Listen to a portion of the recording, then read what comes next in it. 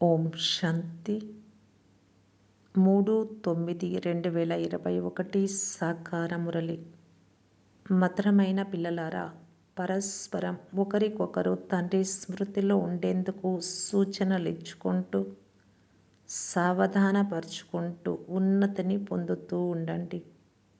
ప్రశ్న: తండ్రి సమానం జ్ఞాన సంపన్నమయ్యే పిల్లల జీవితంలోని ముఖ్య ధారణలు వినిపించండి. జవాబు: వారు సదా చిరునవ్వుతో ఉంటారు. ఎప్పుడూ ఏ విషయంలోనూ ఏడ్వరు. ఏమి జరిగినా క్రొత్తదేమీ కాదు, నథింగ్ న్యూ అని భావిస్తారు. ఇప్పుడు ఎవరైతే జ్ఞానస్వరూపులుగా అనగా ఏడవకుండా ఉంటారో, ఎప్పుడూ ఏ విషయంలోనూ అశాంతి చెందరో, అటువంటి వారికే స్వర్గంలో చక్రవర్తి పదవి లభిస్తుంది. ఎవరు ఏడుస్తారో వారు పోగొట్టుకుంటారు, ఏడ్చేవారు తమ పదవిని పోగొట్టుకుంటారు. పాట: మిమ్ములను పొందుకొని మేము సర్వము పొందాము. ఓం శాంతి. మధురాతి మధురమైన పిల్లలు, వారు పాడిన పాటనే విన్నారు. మేము అనంతమైన తండ్రి ఎదుట కూర్చొని ఉన్నాము అని పిల్లలకు తెలుసు. కావున పిల్లలు అంటున్నారు, బాబా, మేము మీ నుండి ఒకప్పుడు పొందుకున్న విశ్వ చక్రవర్తి పదవిని మళ్ళీ ఇప్పుడు పొందుతున్నాం. సత్యుగంలో ఈ విధంగా పాడరు, సంగమ యుగంలోనే ఈ పాట పాడగలరు. ఇంటిలో ఉంటూ లేక ఉద్యోగం చేస్తూ మనం అనంతమైన తండ్రి నుండి అనంతమైన వారసత్వాన్ని మళ్ళీ తీసుకుంటున్నాము అని మీకు తెలుసు. తండ్రిని స్మృతి చేయమని, మనం విశ్వానికి యజమానులుగా అవుతున్నామని బాగా గుర్తుంచుకోవాలి అని సెంటర్లలో కూడా గమనమిప్పిస్తారు. ఇవేమీ క్రొత్త విషయాలు కావు. కల్పకల్పము తండ్రి నుండి విశ్వ చక్రవర్తి పదవి తీసుకుంటారు. కొత్తవారు ఎవరైనా వింటే బ్రహ్మను శివబాబా అని అనుకుంటారు. వారు నిరాకార ఆత్మలకు తండ్రి. ఆత్మ నిరాకారమవుతే పరమాత్మ తండ్రి కూడా నిరాకారులే. ఎప్పటి వరకు సాకార రూపం ధరించదు, అంతవరకు ఆత్మ కూడా నిరాకారమే. మనం అనంతమైన తండ్రి నుండి జ్ఞానం వింటున్నాము అని పిల్లలు అర్థం చేసుకున్నారు. ఆత్మిక టీచర్ చదివిస్తూ ఉన్నారు. తండ్రి స్మృతిలో ఉండేందుకు ఒకరినొకరు అప్రమత్తం చేసుకుంటూ ఉండాలి. మొదట ఈ ఆత్మిక గమనం లభిస్తుంది. అనంతమైన తండ్రి స్మృతిలోనే అందరూ ఉంటారు. వారు ఇతరులకు కూడా తండ్రి స్మృతిలో ఉండండి, బుద్ధి ఎక్కడకు వెళ్ళరాదు అని సూచననిస్తారు. అందుకు ఆత్మ అభిమానులై ఉండి తండ్రిని స్మృతి చేయమని చెప్పబడుతుంది. వారు పతిత పావనులైన తండ్రి. ఇప్పుడు వారు సన్ముఖంలో కూర్చొని నన్ను స్మృతి చేయమని చెప్తున్నారు. ఇది చాలా సులభమైన యుక్తి. మన్మనాభవ అను పదం కూడా ఉంది, కానీ దానిని అర్థం చేసుకుంటే కదా. స్మృతి యాత్రను నేర్పించువారు ఒక్క తండ్రి మాత్రమే. మేము ఆత్మిక యాత్ర చేస్తున్నాము అని పిల్లలైన మీకు మాత్రమే తెలుసు. అది శారీరక యాత్ర. ఇప్పుడు మనము శారీరక యాత్రికులము కాదు. ఈ యాత్ర చేసేవారు కాదు కదా, భౌతిక యాత్ర శరీరంతో.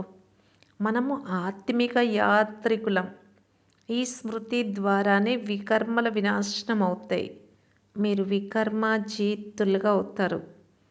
మీరు వికర్మాజీతులుగా అయ్యేందుకు వేరే ఉపాయం లేదు. ఒకటి వికర్మాజీత్ శకం, రెండవది వికర్మ శకం. ఇప్పుడు మళ్ళీ వికర్మలు ప్రారంభమవుతాయి. రావణరాజ్యం ప్రారంభమవుతూనే వికారాలు ప్రారంభమయ్యాయి. ఇప్పుడు మీరు వికర్మాజీతులుగా అయ్యేందుకు పురుషార్థం చేస్తున్నారు. స్వర్గంలో ఏ వికర్మలు జరగవు. రావణుడు ఉండనే ఉండడు. ప్రపంచంలో ఇది ఎవ్వరికీ తెలియదు. మీరు తండ్రి ద్వారా సర్వము తెలుసుకున్నారు. జ్ఞాన సాగరులు అని తండ్రినే అంటారు. కావున జ్ఞానం పిల్లలకే ఇస్తారు కదా. గాడ్ ఫాదర్కు పేరు కూడా ఉండాలి.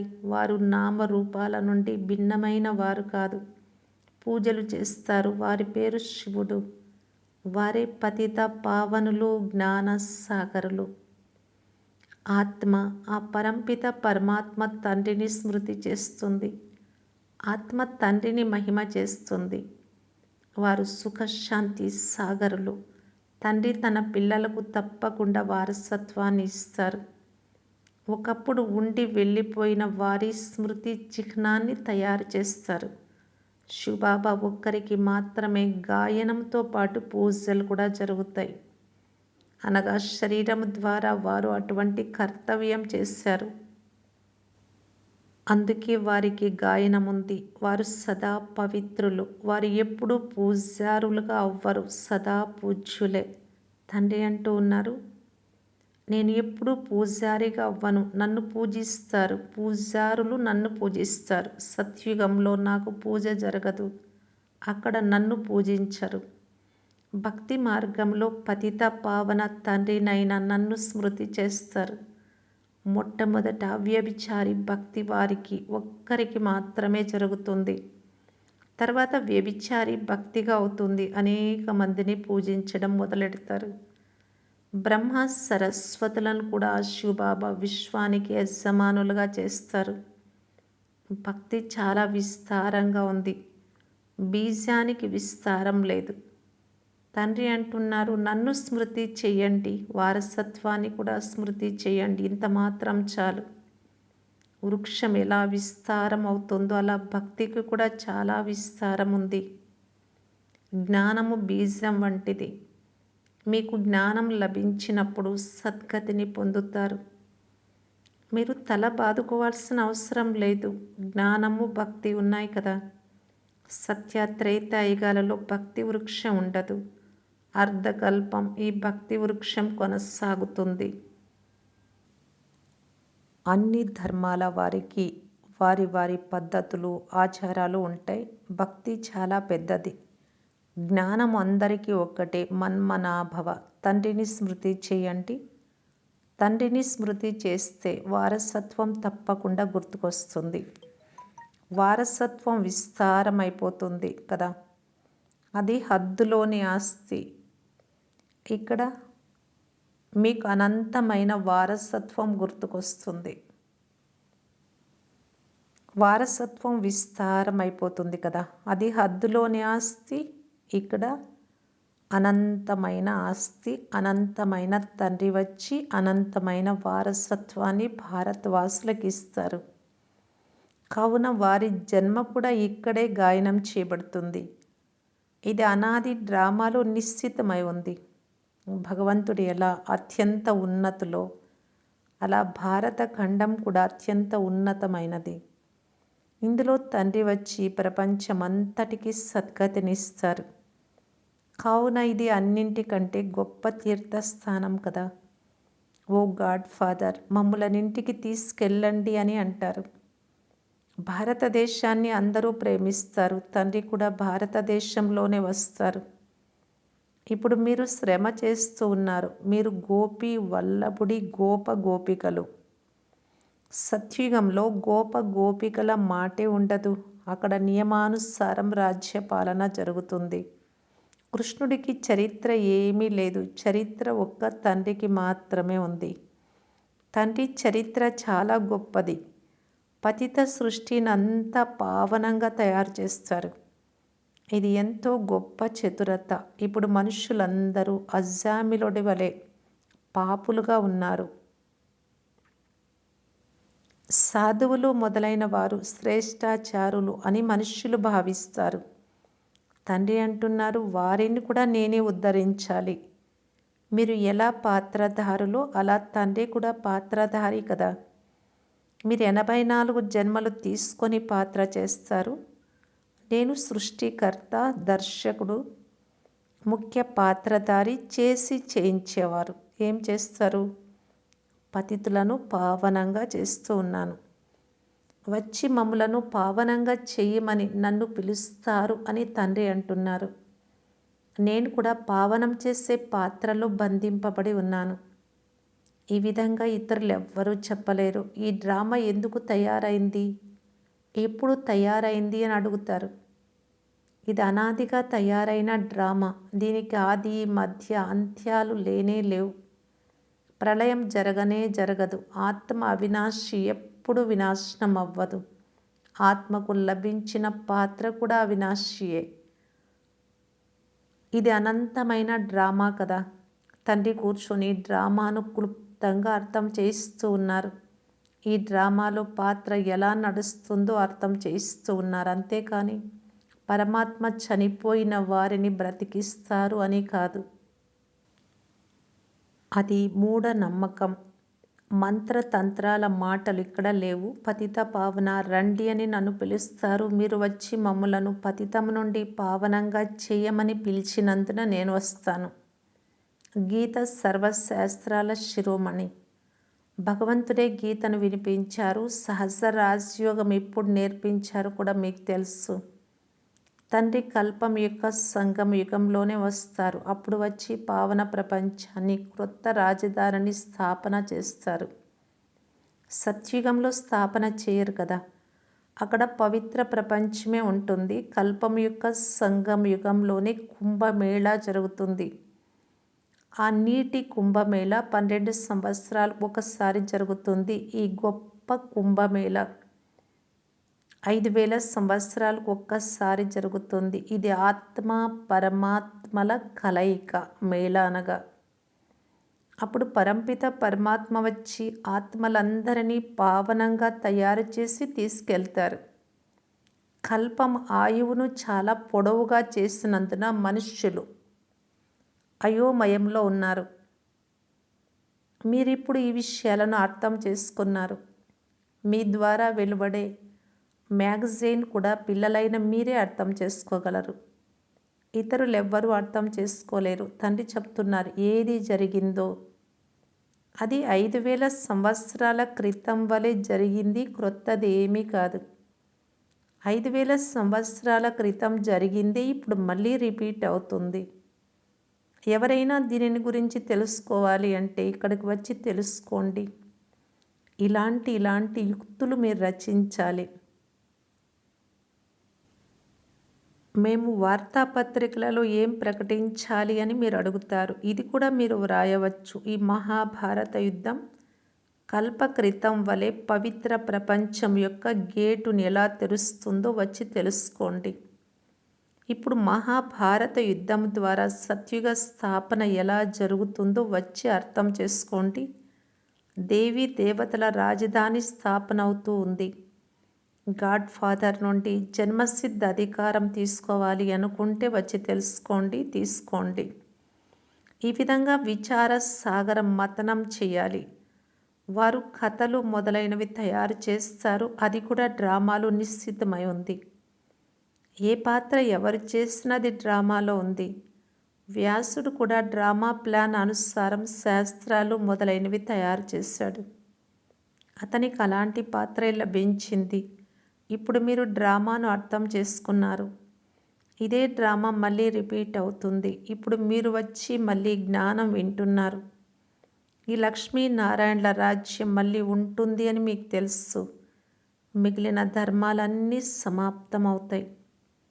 ఇప్పుడు మీరు జ్ఞాన సంపన్నులుగా తయారవుతూ ఉన్నారు. బాబా మిమ్ములను తమ సమానం జ్ఞాన సంపన్నులుగా తయారు చేస్తారు.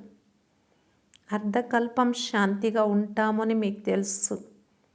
అక్కడ ఏ విధమైన అశాంతి ఉండదు. అక్కడ చిన్న పిల్లలు మొదలైన వారు కూడా ఎప్పుడూ ఏడవరు. సదా చిరునవ్వుతో ఉంటారు. ఇక్కడ కూడా మీరు ఏడవరాదు. అమ్మ మరణించిన హల్వా తినండి అని గాయనం కూడా ఉంది. ఎవరు ఏడుస్తారో వారు పోగొట్టుకుంటారు, పదభ్రష్టులవుతారు. మీకు స్వర్గ చక్రవర్తి పదవినిచ్చే పతులకు పతి లభించారు.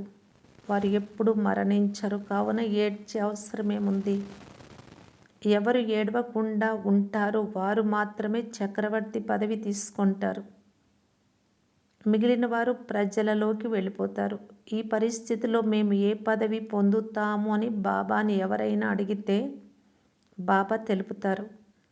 పిల్లలలో చివరిలో అన్ని సాక్షాత్కారాలు జరుగుతాయి. ఉదాహరణకు పాఠశాలలో అందరికీ రిజల్ట్ తెలిసిపోతుంది కదా. ఎటువంటి రుద్రమాల తయారవుతుందో అది చివరిలో మీకు తెలిసిపోతుంది. చివరి రోజుల్లో చాలా పురుషార్థం చేస్తారు. ఫలానా సబ్జెక్ట్లో మేము పాస్ కాలేము అని అర్థం చేసుకుంటారు. అలాగే మీకు కూడా తెలిసిపోతుంది. పిల్లల యందు మోహం ఉంది అని చాలామంది అంటారు. దానిని తప్పకుండా తొలగించుకోవాలి. ఒక్క తండ్రిపై మాత్రమే మోహం ఉండాలి. మిగిలిన వారిని నిమిత్తులై సంభాలన చేయాలి. ఇదంతా తండ్రి ఇచ్చారు అని అంటారు కదా. కావున నిమిత్తులై నడుచుకోండి. మమకారం తొలగించండి. తండ్రి స్వయంగా వచ్చి చెప్తున్నారు. వీటి నుండి మీ మమకారం తొలగించి వేయాలి. ఈ సర్వము నాదే అని భావించండి, భగవంతుడిది అని. వారి మతమునే అనుసరించండి. వారి కార్యంలోనే నిమగ్నం అవ్వండి. అవినాశి జ్ఞాన రత్నాలను దానం చేస్తూ ఉండండి. తండ్రి వద్ద కన్యలకు అందరికంటే గొప్ప గౌరవం ఉంది. కన్య కర్మ బంధనాల నుండి స్వతంత్రంగా ఫ్రీగా ఉంటుంది. మగపిల్లలకు లౌకిక తండ్రి ఇచ్చే వారసత్వ నశ ఉంటుంది. కన్యకు లౌకిక తండ్రి నుండి వారసత్వం లభించదు. ఇక్కడ ఈ తండ్రి వద్ద స్త్రీ పురుషుల భేదం లేదు. తండ్రి కూర్చొని ఆత్మలకు అర్థం చేయిస్తూ ఉన్నారు. మనమంతా సోదరులము అని తండ్రి నుండి వారసత్వం తీసుకుంటున్నామని మీకు తెలుసు. ఆత్మ చదువుకొని తండ్రి నుండి వారసత్వం తీసుకుంటుంది. ఎంత ఎక్కువగా వారసత్వం తీసుకుంటారో అంత ఉన్నత పదవి పొందుతారు. బాబా వచ్చి అన్ని విషయాలు అర్థం చేయిస్తూ ఉన్నారు. శివబాబా నిరాకారులు, వారికి పూజ కూడా జరుగుతుంది. సోమనాథ్ మందిరాన్ని నిర్మించారు. శివబాబా వచ్చి ఏం చేశారు మీరు ఇప్పుడు తెలుసుకున్నారు. వారి స్మృతి చిహ్నంగా మందిరం ఎందుకు నిర్మించారో కూడా మీకు తెలుసు. కల్పకల్పం ఇలాగే జరుగుతుంది. డ్రామాలు నిశ్చయమై ఉంది, అదే రిపీట్ అవుతూ ఉంది. తండ్రి వచ్చే తీరాలి. పాత ప్రపంచం వినాశనం అవ్వనున్నది. ఇందులో దుఃఖపడే విషయం ఏమీ లేదు. ఇది అనవసరమైన రక్తపాతం జరిగే ఆట. అనవసరంగా అందరూ హత్య చేయబడతారు. లేకుంటే ఎవరైనా హత్య చేస్తే వారికి ఉరిశిక్ష లభిస్తుంది. అయితే ఇప్పుడు ఎవరిని పట్టుకోవాలి, ఎవరిని శిక్షించాలి? ఈ ప్రకృతి ఆపదలు వచ్చే తీరాలి, వినాశనమయ్యే తీరాలి. అమరలోకము, మృత్యులోకముల అర్థం కూడా ఎవ్వరికీ తెలియదు. ఈరోజు మేము మృత్యులోకంలో ఉన్నాము అని, రేపటి రోజు అమరలోకంలో ఉంటాము అని. అందుకే చదువుకుంటున్నామని మీకు తెలుసు. మనుష్యులు గాఢాంధకారంలో ఉన్నారు. మీరు జ్ఞానామృతాన్ని తాపిస్తారు. సరే సరే అంటూ మళ్ళీ నిద్రలోకి జారుకుంటారు. అనంతమైన తండ్రి వారసత్వాన్ని ఇస్తున్నారని వినను కూడా వింటారు. స్వర్గము గేటును తెరిచే మహాభారత యుద్ధం కూడా ఇదే. చాలా బాగుంది. ఇటువంటి జ్ఞానం ఎవ్వరు ఇవ్వలేరు, మేము ఒప్పుకుంటున్నామని కూడా వ్రాస్తారు. కానీ కొద్దిగా కూడా జ్ఞానం తీసుకోరు, మళ్ళీ అజ్ఞాన నిద్రలో నిద్రిస్తారు. అటువంటి వారిని కుంభకర్ణులు అని అంటారు. వ్రాసి ఇవ్వండి అని మీరు అడుగుతారు, ఇంటికి పోయి నిద్రించమని చెప్పరు కదా. కుంభకర్ణుడి చిత్రం ముందుకు వారిని తీసుకెళ్ళండి. ఈ విధంగా మీరు నిద్రపోవద్దు అని చెప్పండి. ఈ విషయాలు అర్థం చేయించేందుకు యుక్తి కావాలి కదా. బాబా అంటున్నారు, పిల్లలు మీ దుకాణాలలో అనగా సెంటర్స్లో ముఖ్యమైనటువంటి చిత్రాలు ఉంచుకోండి. ఎవరైనా వస్తే ఆ చిత్రాలను చూపి తెలపండి. ఆ వ్యాపారం కూడా చేయండి. ఒకటి సెంటర్స్లోనూ చిత్రాలు ఉంచుకోవాలి. రెండవది మీరు ఏమైనా వ్యాపారం చేస్తూ ఉంటే ఆ షాప్స్లో కూడా ఈ చిత్రాలు ముఖ్యమైన ఉంచుకోండి. లౌకిక వ్యాపారం, ఇది అలౌకిక వ్యాపారం అనగా అందరికీ లాభాన్ని చేకూర్చేది ఇది. ఇందులో స్వార్థము లేదు. ఈ సత్యమైన వ్యాపారం కూడా చేయండి. దీని ద్వారా మీరు అనేక మందికి కళ్యాణం చేయవచ్చు. ఇందులో సిగ్గుపడే విషయం ఏదీ లేదు. చెప్పడానికి సిగ్గెందుకు? సత్యం ఇది. కొంతమంది మీరు బీకేలుగా అయ్యారా అని అడుగుతారు. అరే మీరు కూడా ప్రజాపిత బ్రహ్మ కుమారీలే కదా, బ్రహ్మ సంతానమే కదా, మీరు సృష్టికర్త బ్రహ్మ అంటే అని వారికి చెప్పండి. తండ్రి నూతన సృష్టిని రచిస్తున్నారు. పాతదానికి నిప్పు అంటుకోనున్నది. మీరు కూడా బీకేలుగా అవ్వనంత వరకు స్వర్గానికి వెళ్ళలేము అని చెప్పండి. ఈ విధంగా మీ షాప్స్లో కూడా దుకాణాలలో సేవ చేస్తే ఎంత అనంతమైన సర్వీస్ జరుగుతుంది. పరస్పరం సలహాలు ఇచ్చుకోండి. దుకాణం చిన్నదైనా గోడలకు చిత్రాలు తగిలించండి. ధర్మము ఇంటి నుండే మొదలవుతుంది. మొట్టమొదట వారి కళ్యాణం చేయాలి. తండ్రి అంటున్నారు, ఇప్పుడు ఏ దేహధారిని స్మృతి చేయకండి, శివబాబాను మాత్రమే స్మృతి చేయండి. వారి నుండి వారసత్వం లభిస్తుంది. మనుషులైతే పాపం అయోమయంలో ఉన్నారు. దైవీ ప్రపంచంలో రాజ్యం పొందాలి అంటే, నరుని నుండి నారాయణుడిగా అవ్వాలి అంటే వచ్చి తయారవ్వండి అని వారికి తెలపండి. మంచిది. మధురాతి మధురమైన అపురూపమైన పిల్లలకు మాతాపిత బాప్ దాదాల ప్రియ స్మృతులు మరియు గుడ్ మార్నింగ్. ఆత్మిక పిల్లలకు ఆత్మిక తండ్రి నమస్తే. ధారణ కొరకు ముఖ్య సారము. ఫస్ట్ పాయింట్, ఒక్క తండ్రిపైనే శుద్ధమైన సత్యమైన మోహం ఉంచుకోవాలి. వారినే స్మృతి చేయాలి. దేహదారుల నుండి మమకారాన్ని తొలగించి వేయాలి. నిమిత్తంగా ఉండి సంభాలన చేయాలి. సెకండ్ పాయింట్, వికర్మజీతులుగా అవ్వాలి. దానికై కర్మేంద్రియాలతో ఎలాంటి వికర్మలు చేయరాదు. దీనిపై చాలా గమనం ఉంచాలి. వరదానము, సాక్షి స్థితి అనే సీటు ద్వారా వ్యాకులత అనే శబ్దాన్ని సమాప్తం చేసే మాస్టర్ త్రికాలదర్శి భవ. ఈ డ్రామాలో ఏమి జరిగినా అందులో కళ్యాణము నిండి ఉంది కనుక ఎందుకు, ఏమిటి అనే ప్రశ్నలు వివేకవంతులకు ఉత్పన్నము కావు. నష్టంలో కూడా కళ్యాణం ఇమిడి ఉంటుంది. తండ్రి తోడు మరియు చేయి అనగా శ్రీమతం ఉంటే ఆ కళ్యాణము జరగదు.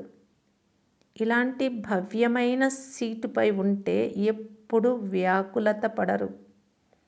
సాక్షి స్థితి, ఆత్మ మస్తకం మధ్యలో కూర్చొని పాత్ర చేస్తున్నాను అనే సాక్షి స్థితి అనే సీటు వ్యాకులత అనే శబ్దాన్ని సమాప్తం చేసేస్తుంది. అందువలన త్రికాలదర్శిగా అయ్యి నేను వ్యాకుల పడను, ఇతరులను వ్యాకులపరచను అని ప్రతిజ్ఞ చేయండి. స్లోగన్, మీ సర్వ కర్మేంద్రియాలను మీ ఆజ్ఞ అనుసారంగా అంటే శ్రీమతం ప్రకారము నడిపించడమే స్వరాజ్యాధికారులుగా అవ్వడం. ఓం శాంతి.